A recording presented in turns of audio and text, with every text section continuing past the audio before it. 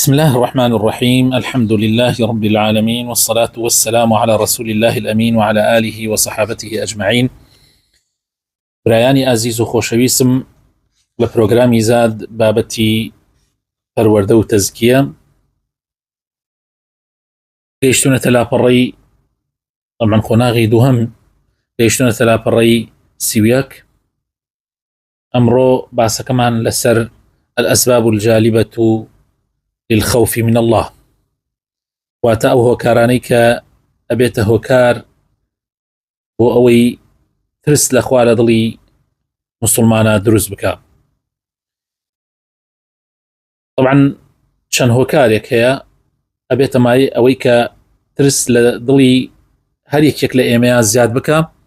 یەکەمیان تذكر جلال الله وعظمته، واتە بیرکردنەوە لە گەورەی خوای پەروەردگار، لە عەزەمەتی خوای پەروەردگار. ڕسوڵ خوای تعالی لە قورئانی پیرۆزە لە سورەتی زومەرە ئاەتی 67 ئەفەرمێ: قال تعالى في شأن عظمته وما قدر الله حق قدره والأرض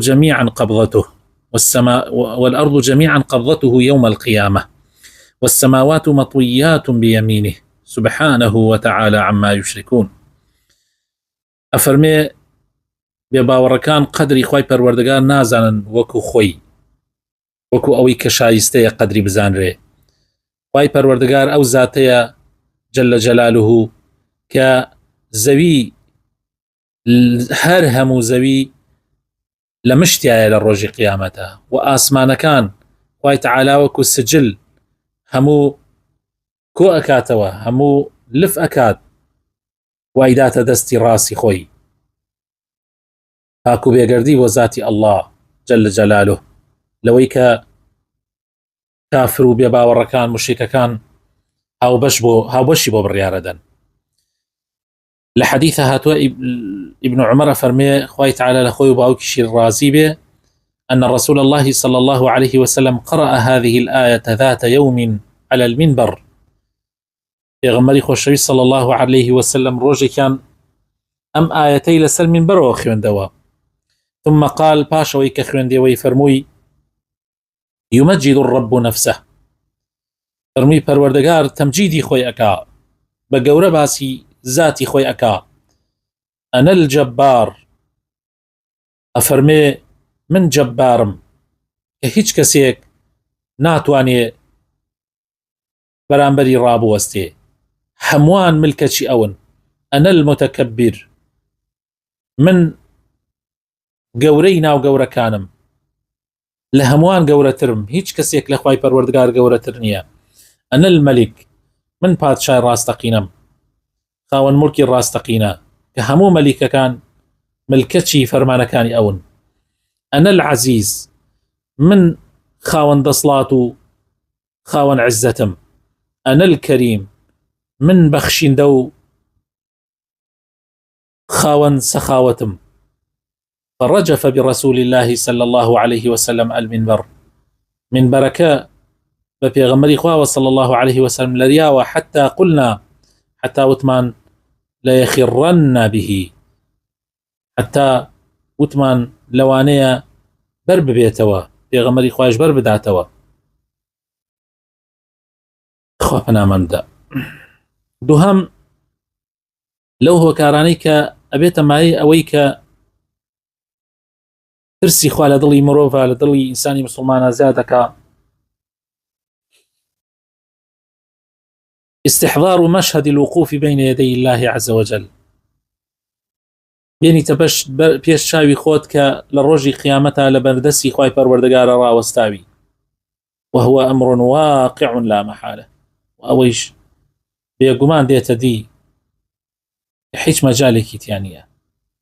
فمن تفكر في هذا المقام وخافه في الدنيا ازداد خشية وخوفا من الله. هركس يبير لو مقام بكاتوا كتشون بروتي ببيد صلاتي بكزولي ديتا بردمي خواي پروردگار للروجي قيامته حيتشي لتوانايا نيا بيكا زور بيد صلاتا خور يكمل دورة حمو مخلوقات راوستاون، پێغەمبەران هەمویان ڕاوەستاون پیاوچاکان، شەهیدان، پاشا زاڵمەکان، تاغوتەکان هەمووان لەو ڕۆژە ڕاوەستاون لە بەردەم خوای پەروەردگارە. ئەگە بیر لەو مەقامە بکەیتەوە بەڕاستی ترسی خوا لە دڵتا زیاد دەکا. وأما من خاف مقام ربه ونهى النفس عن الهوى فإن الجنة هي المأوى. سورة نازعات آية 40 أو 41. بەڕاستی ئەو کەسانەی کە لە مەقامی خوای پەروەردگار ئەترسن، لە مەقامی پەروەردگاریان ئەترسن، بیر لەو ڕۆژە سامناکە ئەکەنەوە و نەفس و ئارەزووی خۆیان لە شەهەوات ئەپارێزن، بەڕاستی ئەوانە بەهەشت جێگایانە. یەکێکی تر لەو هۆکارانەی کە ئەبێتە مای ئەوەی ترس لە دڵی بەندەی مسلمانە زیاد بکە، سێیەم سماع القرآن والحديث والمواعظ والخطب. گوێگرتن لە قورآن، گوێگرتن لە فەرمایشتەکانی رسول الله صلى الله عليه وسلم، گوێگرتن لە ئامۆژگاری وتار، وتاری پیاوچاکان، وتاری زاناکان. خوای پەروەردگارە فەرمێ الله نزل أحسن الحديث كتابا متشابها مثاني تقشعر منه جلود الذين يخشون ربهم ثم تلين جلودهم وقلوبهم إلى ذكر الله ذلك هدى الله يهدي به من يشاء ومن يضلل الله فما له من هاد. سورة زمر آية 23. خوای پەروەردگار جوانترین فەرمایشی دابەزاندووە، کتابێک کە زۆر بێعەیب و بێکەم و کورتیە، هەمووی لە یەک ئەچێ، ئاەتەکانی پڕ لە بەلاغەتن. هەر کەسێ بیخوێنێتەوە بە ئیمانەوە بەڕاستی ترس دای ئەگرێ،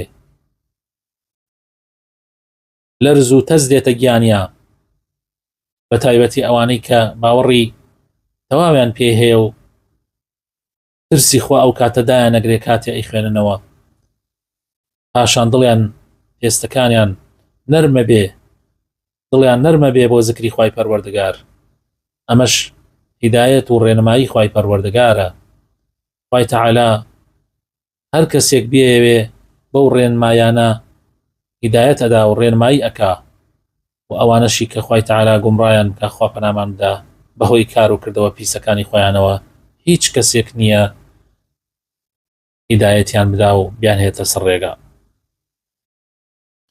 یەکێکی تر لەو هۆکارانەی کە ئەبێتە مایەی زیادبوونی ترس لە دڵی بەندەی باوەڕدارە، دوعایە خۆشەویستەکانم. دوعاکردن، پاڕانەوە، داوا بکەی کە خوای تەعالا ترس بخاتە دڵتەوە، وەکو پێغەمبەر صلى الله عليه وسلم فێرمانەکە اللهم أقسم لنا من خشيتك ما تحول به بيننا وبين معاصيك.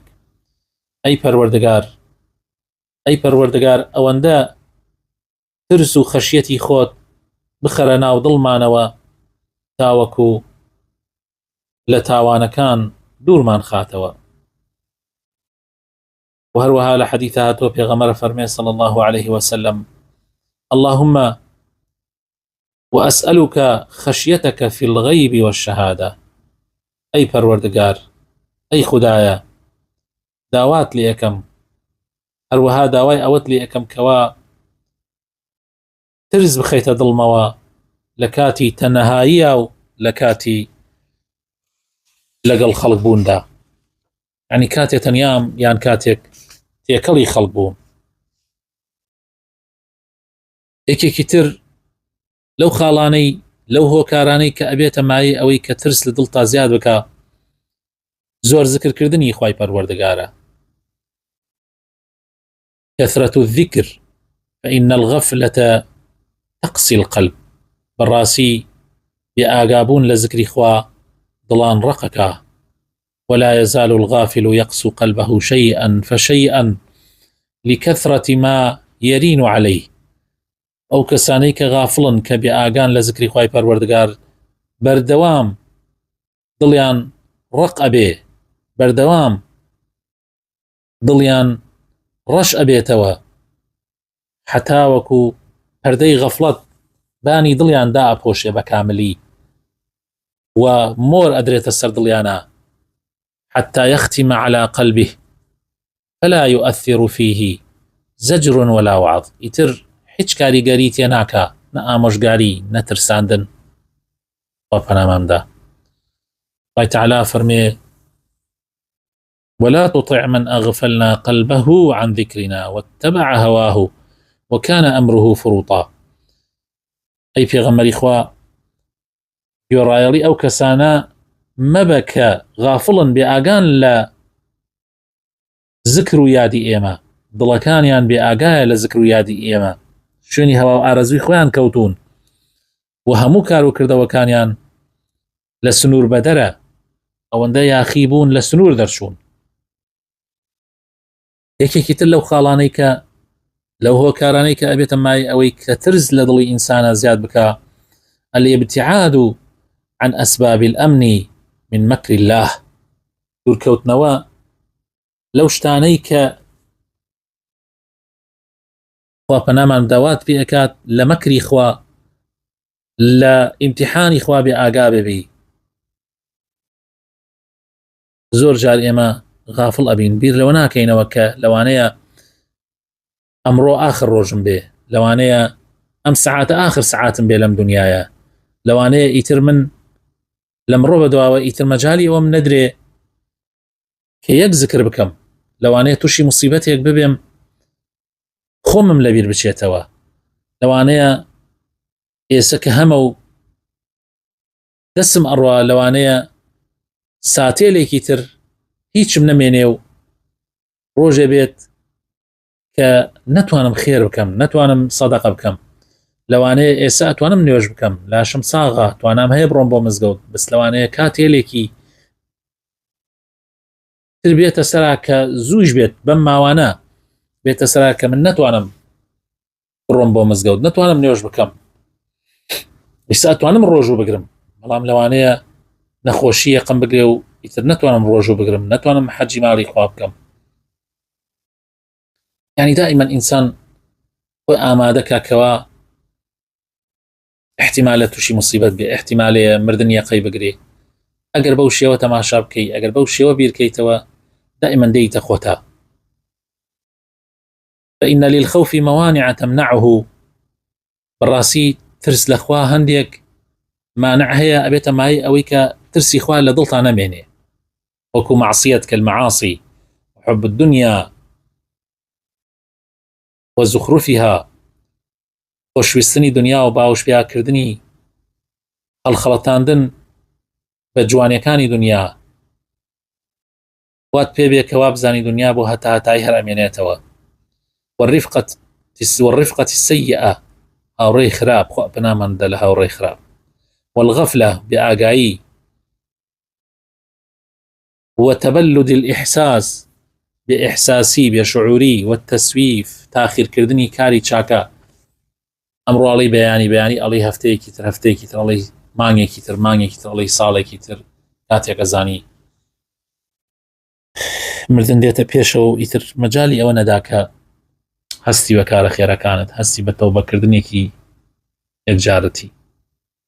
داواکارم لە خوای پەروەردگار بۆ خاتر ناوە جوانەکانی خۆی ڕەحمان پێ بکە، هیدایەتمان بدە، ترسی خۆی بخاتە دڵەکانمانەوە، ترسێک کە هانمان بدە بۆ چاکە و چاکەکاری، ترسێک کە دوورمان خاتەوە لە خراپە و خراپەکاری.